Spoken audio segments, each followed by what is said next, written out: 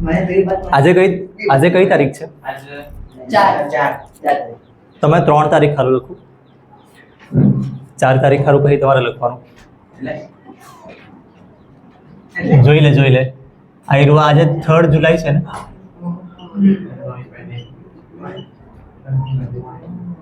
જો આ તમે જે બી લખાવો ને તમે સમજીને લખજો, કેમ કે અઠવાડિયા પછી આપણે પાછો સવાલ પૂછો. તમે લખ્યું કે નહીં લખ્યું એ મેં ચેક નથી કરતો, તમને આવડ્યું કે નહીં આવડ્યું એ મેં ચેક કરા.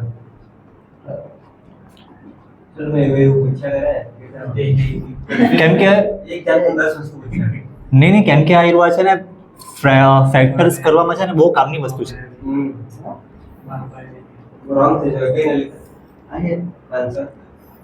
હવે છે ને આપણે પેલું ફેક્ટર્સ કરવાનું કરવું ને ત્યારે પ્રોબ્લેમ થાય પછી. એક વધારે ડ્રો કરી મેં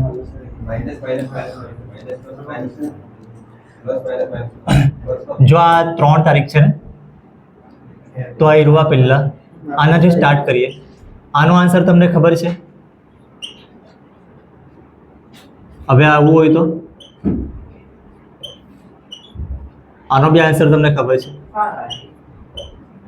એક જ વસ્તુને કેટલી રીતે લખાય નહીં મેં તમને ક્યાં કરું.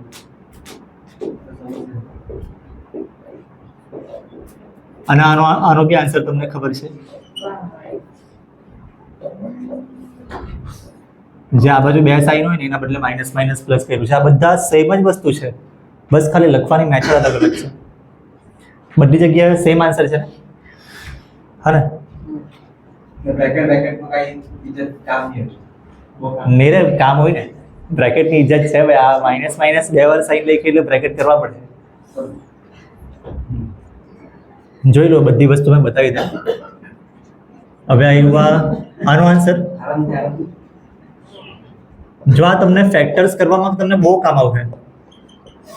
તું એ કીધેલું તારા 24 કેટલા માર્ક્સ આવે તો બી મેં તને ફેક્ટર્સ વાળો એક સવાલ આપેલો, હર્ષિતને બી આપેલો, રોંગ થયેલો છે. એટલે એવું નહીં મને ટોપર્સ છે ને 25 માં જે 24 એટલા માર્ક્સ આવે ને તો બી ફેક્ટર્સમાં ભૂલ પડવાના ચાન્સ છે. તમને મેં એવા ક્વેશ્ચન બી બતાવવા કે જેમાં 2 ફેક્ટર આવે. હવે 15 2 શું આવે 30 અને 15 - 2 કરે તો 1 3 13 આવે હા ને? જો આ 15 2 ને 10 3 આ બંનેનો આન્સર 30 આવે.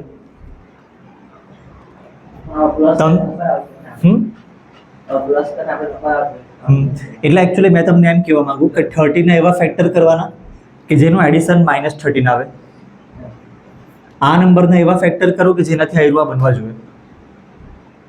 તો તમે આ બેમાંથી કયા ફેક્ટર લેવો? કાં તો આયરવા બંને રાઈટ મળે જ નહીં. તમને બંને રાઈટ લાગે કાં તો તમારું કન્ફ્યુઝન થાય ને એનું રીઝન છે આયરવા તમને ખબર નહીં પડે. પરફેક્ટ. તમે 15 - 2 કરે તો બી 13 આવી શકે, માઇનસ પ્લસ સાઇન એમ તેમ એમે પછી આપા. પણ આમાં છે ને કન્ફ્યુઝન થવાના ચાન્સ છે. આના જેવા બીજા બી નંબર છે. તમારું બી ભૂલ તે જ જગ્યાએ પડેલી, ખાલી નંબર્સ મેં જરાક મોટો લખેલો હતો જ્યારે. આયરવા તો ખબર પડી છે ને -5. આના સારું આપણે શું કહેવાય આયરવા તમારા કોઈ ટેસ્ટમાં કંઈ તમે ચોરી કરતે લખે -3 માર્ક મૂકે, આપણે તો સ્ટેપ એક જ આપી દઈએ. પણ જો તમે સ્કૂલમાં કેમ કેમ ચોરી કરીને લખો તો -3 માર્ક મૂકે, પછી જો પાછા -2 માર્ક મૂકે તો તમારા માર્ક્સ -5 થાય. હવે આના જેવું મેં બીજું આ માઇનસ દૂરથી દેખાતું છે ને યાર.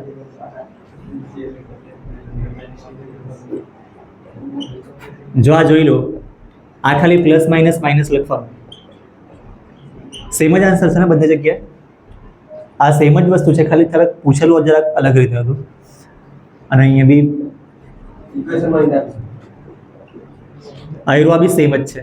આ માઇનસ પ્લસ માઇનસ લખાય તો આવું છે ખાલી. જો આ બધી જગ્યાએ સેમ આન્સર છે તો શું કર્યા કરે? એ ચૂપ રહ્યો તમે યાર. હવે જો એક જગ્યાએ +5 આન્સર આવ્યો ને એક જગ્યાએ -5 આવ્યો, તમે લખો નહીં પછી તું બી ઝડપાઈ જાય કોઈ વાર.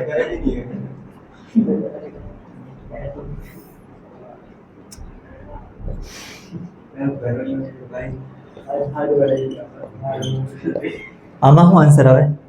તમારા નામ પૂછીને તમને આયરવા પૂછું કે નામ બોલીને આ બંધ છે ચાલો ચાલુ વરી આ ચાલુ છે માઈનસ બંધ કીધું મને પહેલા બંધ રાખેલું આ શીખવાડે ત્યારે ચાલુ આ મૂકી દઉં એમાં હું બહુ બધાના પ્રોબ્લેમ થાય માઈનસ 12th ના ટોપર હોય ને તેને બી આયરવા જે ની પ્રિપેરેશન કરતો હોય ને એને હું આવા સવાલ આપું ને આવા નહીં થોડાક પેલા ફેક્ટર્સ વાળા બતાવ્યા ને એવા ભૂલ પડી જાય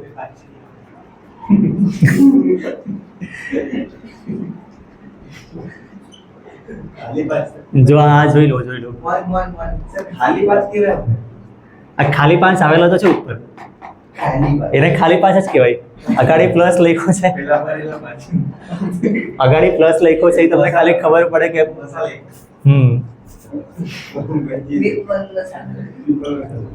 આયરો બી +1 છે અને બીજું આ બી +1 જ છે આ મેં બોલતો નહીં મળે કેમ કે ટીચર્સે બહુ વાર બોલેલું છે 2-3 વર્ષ તમે લખ્યું નહીં હોય ને એટલે તમને કરાવવા પડે હવે મેં બીજું જો બધામાં +1 આન્સર આવ્યો ને +1 એટલે ભાઈ ખાલી 1 જ કહેવાય એને હા પણ આપણે +1 લખ્યા બાકી નાના છોકરાને તમે 1 જ કહેવાનો ને તમારી પાસે કેટલા રૂપિયા છે તો 1 રૂપિયો કહે +1 થોડી કહે હવે આપણી પાસે 1 રૂપિયાનું દેવું થઈ જાય દેવું એટલે કોઈ પાસે ઉધાર લીધા હોય તો આપણે ખાલી -1 એવું બેલેન્સ જરાક બતાવીએ મોબાઈલમાં કે બેંકમાં એવું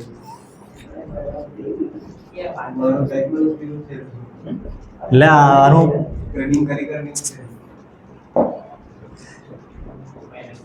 -1 યાર -5 વાળા તો ઉપર કરી નાખ્યા ને -1 ઝડપાયો ને હા મોટા નંબર ની આ નંબર 3 ને 2 છે યાર એ બધા -1 જ આવશે હવે એ મેં તમને લખાવું એવી રીતે અગાડી મેં તમને લખાવેલું તે આવું લખાવેલું હતું પણ હમણાં આવું લખાવ્યું છે આ બધા સેમ જ ટાઈપના છે ખાલી લખવાની મેથડ અલગ અલગ છે આ બી બધા સેમ ટાઈપનું છે આ બી બધા સેમ ટાઈપનું આ બી બધા સેમ ટાઈપનું તમારે કઈ સવાલ પૂછવાના છે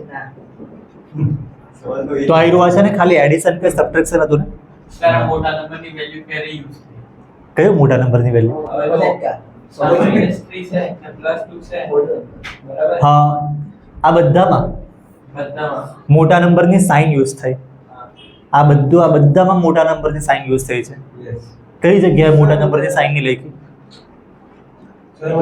બધામાં મોટા નંબરની સાઇન લખી છે આ બધામાં હા બોલ બ્રેકેટમાં +2 છે તે પ્લસ ગણાય કે નહીં પ્લસ જ છે હા નહીં માઈનસ પ્લસ માઈનસ હવે તે માઈનસ માઈનસ તો પ્લસ થઈ હવે તો માઈનસ જ માઈનસ આવે આ બી પ્લસ જ થાય અંદર જે બી કાંઈ હોય તે જોવાનું નહીં આપણે જો પ્લસ પ્લસ માઈનસ તે માઈનસ પ્લસ થઈ ગયા પછી નીચે એટલે જો બે અલગ અલગ સાઇન હોય ને તો નેગેટિવ વાતની ગેરંટી અને બે સેમ સાઇન હોય તો પોઝિટિવ એવું છે એટલે મોટા નંબરની વેલ્યુ લાગે મોટા નંબરની સાઇન લાગે યા સાઈન લાગે મોટા નંબરની સાઈન લાગે ને ચેક કર હવે આ રહ્યું મલ્ટીપ્લિકેશન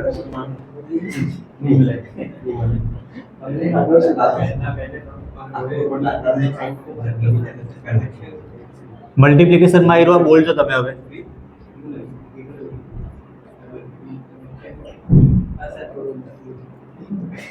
બસ હવે તમે એવું તમારા નામ બોલવા પડે એવું નહીં કરે નામ બોલીને પૂછીએ આપણે હવે આવ્યું નો સર મેં આવ્યું ખાલી લખી લેમ સર પ્લસ પ્લસ માઈનસ નહીં થયા પ્લસ જ રહે ભાઈ થર્ડ સ્ટાન્ડર્ડમાં બી એવું જ રહેતું હતું પ્લસ માઈનસ માઈનસ થઈ ગયું બંને 3 ને 2 નું મલ્ટીપ્લાય જો સર એક મિનિટ મેં આવ્યું લખું ને ત્યારે તમને ખબર પડે માઈનસ માઈનસ પ્લસ થાય પણ પ્લસ પ્લસ માઈનસ નહીં થાય પ્લસ જ રહે ભાઈ તો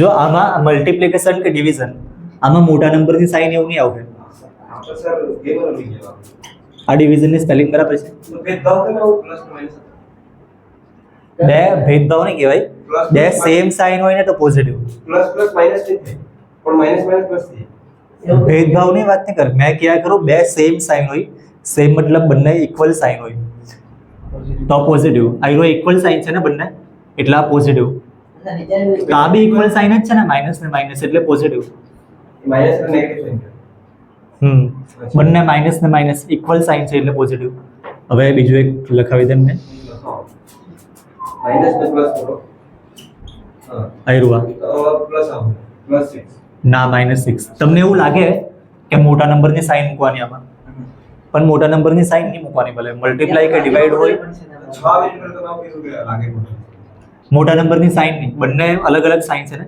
તો નેગેટિવ એટલે અને આમાં બી બંને અલગ અલગ સાઇન માઇનસ ને પ્લસ અલગ અલગ સાઇન તો નેગેટિવ તો માઇનસ તો આમાં એવું છે કે સેમ સાઇન હોય તો પોઝિટિવ હવે મેં બધી વસ્તુ લખું નહીં કે પણ તમે સમજી લો સેમ સાઇન હોય તો પોઝિટિવ આન્સર આવે અને ડિફરન્ટ સાઇન હોય તો નેગેટિવ આન્સર આવે અને ડિવાઈડમાં બી એવું જ છે પહેલાં મેં